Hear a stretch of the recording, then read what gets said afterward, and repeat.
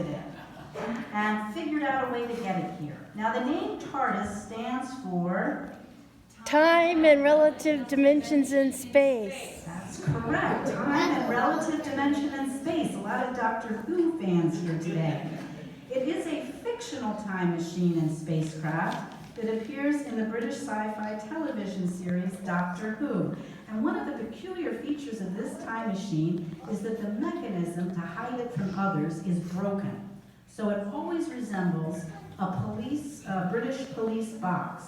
But inside is much larger and contains instruments that a police box does not have, as Roger is now showing us.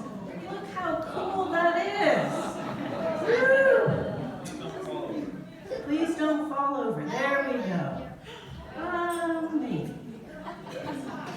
It's bigger on the inside. Okay, there, thank you. Another peculiarity is that one rarely sees it flying. How does it travel? Kind of fades in and out of different locations. But one knows it's arriving or departing by a cyclic wheezing, groaning noise synchronized with a flashing blue light on the top of the box.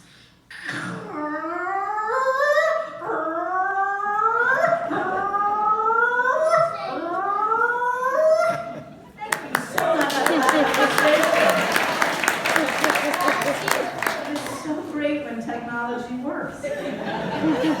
Thank you, Mike. In the story of Doctor Who, the TARDIS is powered by the Eye of Harmony, the nucleus of a black hole created by the early Time Lords. In other words, by a singularity. Now, all of this is science fiction. But science fiction about time travel shaped the life of a very real person named Ron Mallett. When he was 10 years old, back in the mid-1950s, Ron Mallett saw the cover of a book.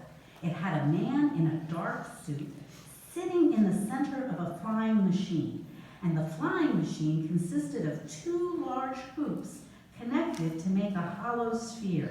And when Ron Mallett opened the book, he read, "Scientific people know very well that time is only a kind of space.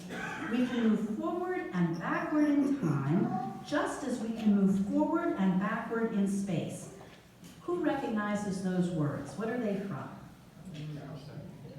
No. The Time Machine. Okay. Someone knows, she knew in first service. They came from the book The Time Machine by H.G. Wells. And Ron Mallett was so excited by this idea, he took the book and its images to his basement and tried to recreate the time machine in secret. And he used old bicycle tires and pieces of electronics left over from his father's television repair business. Now, do you think he was able to travel backward or forward in time in it? Yes. Seriously, people! I love your hope and imagination. No, he was not able to do that, but he realized he would need to learn about science. And that desire intensified when his father died unexpectedly at the age of 33. And Ron remembers that his father was the center of his universe. He'd shown Ron a periscope and a crystal radio set and taught him how those things worked. So Ron yearned to travel back in time, really travel back in time, to the time before his father died, in order to warn his father about his undiagnosed health challenge and thereby save his life. When he was 12, Ron saw a book at the Salvation Army with Albert Einstein on the cover. That's whom some of you thought had that quote. And Einstein was standing next to a giant hourglass. So even without opening the book, Ron knew that the book was about time. And in it, he read that Einstein said, "The river of time is something that can be altered." Although Ron didn't understand everything in the book, he understood that if he understood Einstein, he could figure out how to build a time machine. But for this, he would need to go to college. And he did that on the GI Bill.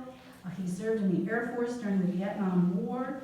And then he got his PhD studying black holes so that he could learn how time slows down, hopefully long enough to get a time machine through it. Dr. Ron Mallett is now a professor of physics at the University of Connecticut. He He's still trying to understand how humans might be able to travel through time, but his current model for a time travel machine is very different from the one in the 1950s. In the 21st century, his model involves laser lights and loops to twist space and time. Dr. Mallet asks, who of us has not wondered what's going to happen in the future? What's going to happen next? Or thought about the past, maybe to visit some significant historical event or to change something in our lives? Now, these are spiritual questions, and they shaped Dr. Mallet's life and his career as an astrophysicist. For now, time travel back to the past or way into the future is theoretical, except in books like A Wrinkle in Time, or movies like Interstellar, or television shows like Doctor Who. But the beginning of daylight saving time, when our clocks spring forward an hour, give us a taste of what it might be like.